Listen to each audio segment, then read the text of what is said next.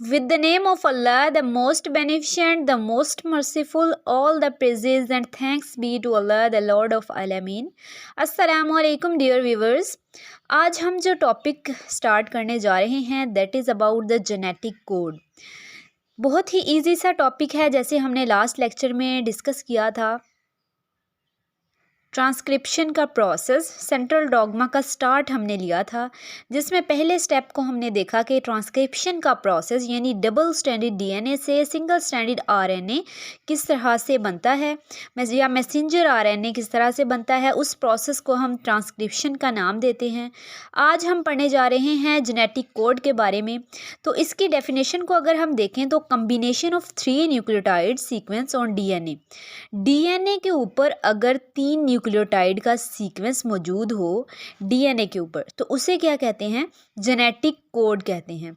They are triplet code, ठीक है, क्योंकि ये 3 न्यूक्लियोटाइड्स का सीक्वेंस होता है, हर के ऊपर जो है वो 3 न्यूक्लियोटाइड मौजूद होंगी, तो इसे क्या कहेंगे? ट्रिपलेट कोड कहेंगे। They are composed by nucleotides, ठीक है। न्यूक्लियोटाइड से एक तो ये बना होता है, और न्यूक्लियोटाइड्स हमें पता है डीएनए में कितनी टाइप के न्यूक्लियोटाइड बेसिस मौजूद होती हैं? 4 टाइप्स की, adenine, guanine, cytosine and thymine, ठीक है। और आरएनए में थायमिन की जगह क्या होता है? यूरासिल होता है। लेकिन यहाँ पे अगर हम बात करें तो जो न्यूक्लियोटाइड्स हैं हमारे पास डीएनए में वो 4 किस्म की होती हैं।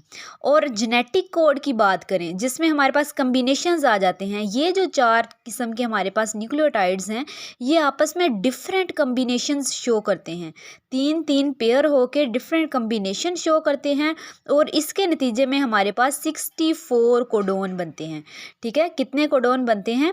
इन 4 के कम्बिनेशन को अलग अलग तरीके से ये कंबाइन करते हैं एक दूसरे के साथ, 3 न्यूक्लियोटाइड्स, और हमारे पास 64 कोडोन बन जाते हैं। जैसे हम एग्जांपल ले सकते हैं AUG, ये आरएनए में जैसे थायमिन की जगह यूरासिल होता है, AGA एंड UAA, इस तरह से हमारे पास 3 के जो है वो क्या होते हैं? कम्बिनेशंस मौजूद होते हैं। तो जैसे हमारे पास अगर 4 न्यूक्लियोटाइड्स हैं, एक का कम्बिनेशन देखें तो हमारे पास 4 न्यूक्लियोटाइड्स बनते हैं, लेकिन ऐसा नहीं था, बल्कि क्या हुआ, अगर हम 2 के कम्बिनेशंस को देखें तो क्या होता है? 16 कोडोन्स हमें नज़र आते हैं। लेकिन यहाँ पे एक्चुअली क्या है? कम्बिनेशन जो है वो 3 न्यूक्लियोटाइड्स का है, ठीक है। 3 न्यूक्लियोटाइड्स मिलेंगे तो फिर कितने बनेंगे? 64 कोडोन्स बनेंगे। और ये जो है वो 4 या 16 अगर बन रहे हैं, अगर हम एक के कम्बिनेशन को देखते हैं या 2 के कम्बिनेशन को देखते हैं, तो ये 20 अमाइनो एसिड्स के लिए इनफ नहीं है। तो ये हमारे पास क्या है? 3 का कम्बिनेशन बनता है, जिसके नतीजे में 64 कोडोन्स बनते हैं, ठीक है। क्रिक, नेरेनबर्ग और खुराना लेडर ने ये एक्सपेरिमेंट किया था, ठीक है।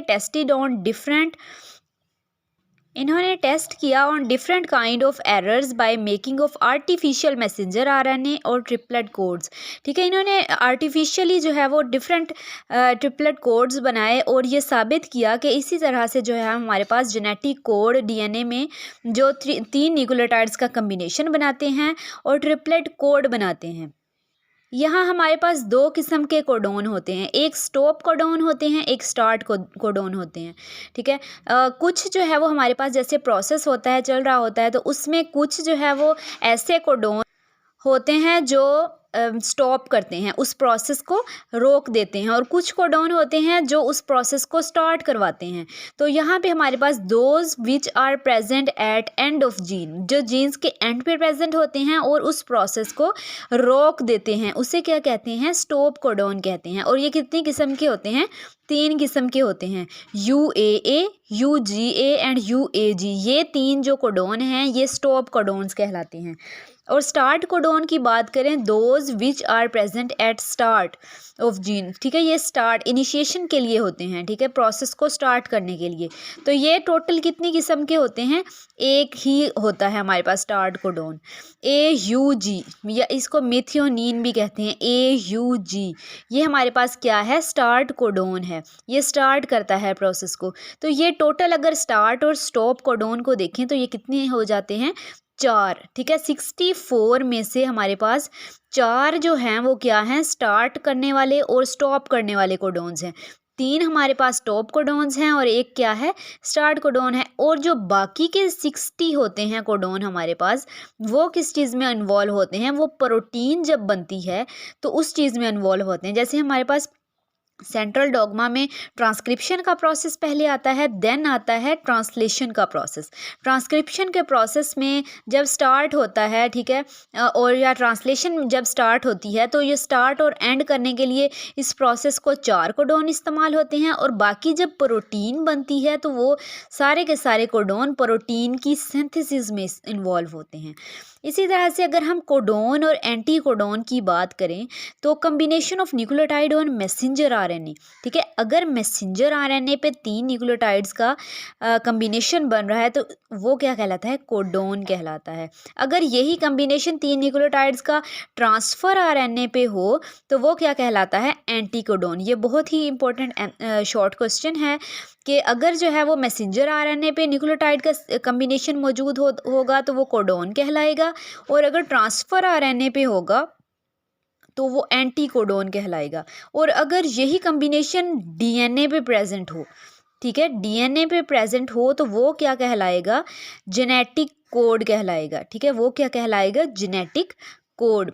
मैसेंजर आरएनए पे कोडॉन, ट्रांसफ़र आरएनए पे एंटी कोडॉन और डीएनए पे जेनेटिक कोड। ठीक है, पहले ये कहा जाता था कि जो तमाम कोडॉन हैं वो यूनिवर्सल हैं। ठीक है, तमाम के तमाम जो सेल्स हैं ऑर्गेनिजम्स पे एक ही किस्म का वर्क करते हैं, सेम फंक्शन परफॉर्म करते हैं। जैसे AGA है arginine in bacteria and human beings, ये आर्जिनिन है ये बैक्टीरिया में भी और ह्यूमन बींग्स में भी, पहले ये समझा जाता था। लेकिन अब क्या कहा जाता है कि तमाम जो कोडॉन हैं वो यूनिवर्सल नहीं हैं, बल्कि वो मुख्तलिफ ऑर्गेनिजम्स में मुख्तलिफ अमाइनो एसिड्स और मुख्तलिफ फंक्शन परफॉर्म करते हैं। अब जैसे डीएनए जो है वो न्यूक्लियर होता है या माइटोकॉन्ड्रियल डीएनए होता है, तो यहाँ पे जो न्यूक्लियर डीएनए है UGA स्टॉप कोडॉन है, और माइटोकॉन्ड्रियल डीएनए में UGA जो है वो ट्रिप्टोफान है। ठीक है, और AGA यहाँ पे जो है वो आर्जिनिन पढ़ा जाता है, और माइटोकॉन्ड्रिया में ये स्टॉप कोडॉन है। AUA आइसोल्यूसिन है, और यहाँ पे जो है वो मिथियोनिन है, AUA। ठीक है, इस तरह से जो है वो डिफरेंस पाया जाता है, जिसकी बिना पे ये कहा जा सकता है कि ये जो है वो यूनिवर्सल, तमाम के तमाम कोडॉन यूनिवर्सल नहीं है। ठीक है, होप सो आप लोगों को जेनेटिक कोड क्लियर हो गया होगा। कोई क्वेश्चन हो तो आप कमेंट सेक्शन में पूछ सकते हैं। अल्लाह हाफिज़।